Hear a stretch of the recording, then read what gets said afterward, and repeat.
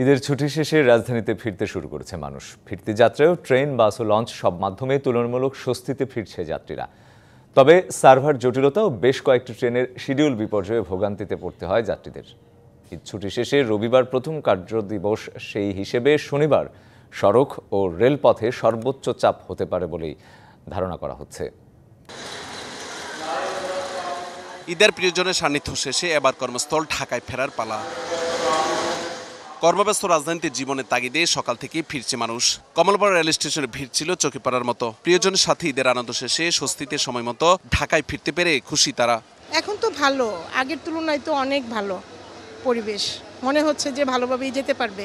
জার্নিটা তো খুবই স্মুথলি এসেছি, মানে ভালো লেগেছে। ট্রেন জার্নি না, কোনো রকম হ্যাসেল হয়নি আমাদের।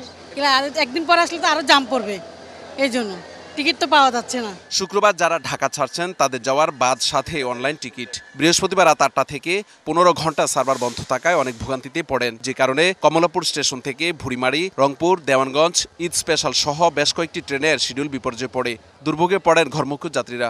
একটু হয়রানি হচ্ছে, তার কারণ আমরা চলে আসলাম, আসে সঙ্গে সঙ্গে ট্রেন পেলে চলে গেলে একটু স্বস্তিদায়ক হতো। আসলে আমাদের জন্য, আমি তো এখানে প্রায় 1 ঘন্টা হয়ে দাঁড়িয়ে আছি, তো আমাদের জন্য একটু মানে একটা কষ্টদায়ক একটা বিষয় হয়ে দাঁড়িয়েছে।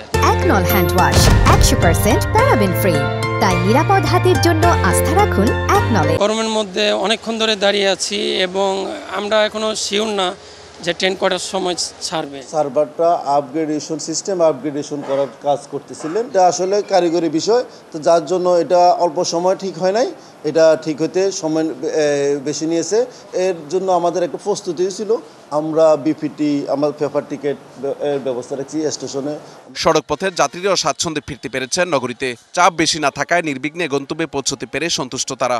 আগামী রবিবার তো অফিস কাজে খোলা, যতটুকু সম্ভব শনিবার থেকে যাত্রী চাপ বাড়তে পারে।